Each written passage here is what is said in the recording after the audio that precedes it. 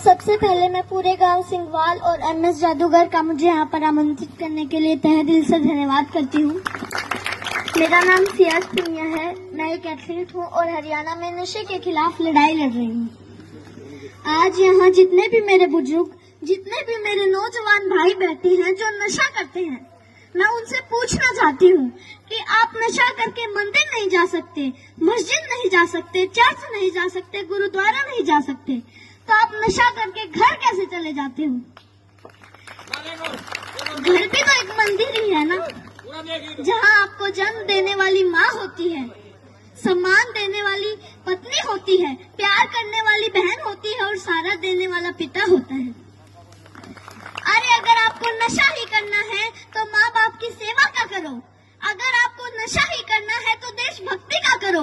अगर आपको नशा ही करना है तो पढ़ाई का करो। जो सिर्फ आपको ही सम्मान नहीं देंगे बल्कि आने वाली 7 पीढ़ियों को सम्मान देंगे। और एक बात और, आप सब देख रहे हो बहुत गर्मी है, तो जब आप खेत में काम करने के लिए जाते हो तो वहाँ आप पेड़ के नीचे छांव ढूंढते हो, और जब आप गाड़ी या बाइक लेके कहीं बाहर जाते हो तो भी आप छांव ढूंढते हो ताकि सीट गर्म ना हो। और हम तो छत के नीचे एसी, कूलर, पंखे के नीचे बैठकर गर्मी से बच जाते हैं, लेकिन जो ये बेजुबान जानवर हैं, पक्षी हैं, उनका क्या? वो तो बोल भी नहीं सकते किसी को। वो तो हमारी छत पे उम्मीद लेकर आते हैं कि यहाँ हमें दाना पानी मिलेगा। तो मैं आप सबसे हाथ जोड़कर विनती करती हूँ कि अपनी छत पे थोड़े से दाने और पानी रख दें। और इन पेड़ों का क्या जो हमें ऑक्सीजन देते हैं, छांव देते हैं। और हम भी इतने स्वार्थी हो चुके हैं कि 4 बाल्टी पानी कूलर में जरूर डाल देंगे, लेकिन 1 लोटा पानी पेड़ में नहीं डालेंगे। तो मैं आपसे कहना चाहती हूँ कि पेड़ लगाओ और जो पेड़ बचे हैं उनको जलने से बचाओ। और हाल ही में अभी 10th 12th का रिजल्ट आया है, तो उनमें से कुछ बच्चे ऐसे भी हैं जो फेल हो गए हैं, जिनके कम मार्क्स आए हैं, और उनमें से कुछ बच्चे ऐसे भी हैं जिन्होंने सुसाइड तक कर लिया है। तो मैं उनसे कहना चाहती हूँ, मेरे प्यारे भाई बहनों, हार जाने का मतलब मरना नहीं है।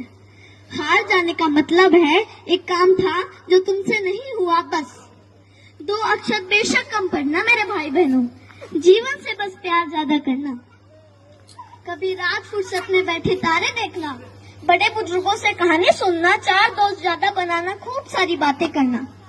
जुगनू तो नहीं तुम्हारे हिस्से, पर हाँ, कभी आग जला के सरकंडे को गोल गोल घुमाना, फूलों की खुशबू महसूस करना, आसपास पेड़ों से गुजरती हवा के लिए शुक्रमंद होना, नदी में पैर डुबो बैठ जाना, यूं ही देर तक सूरज जाता हुआ देखना।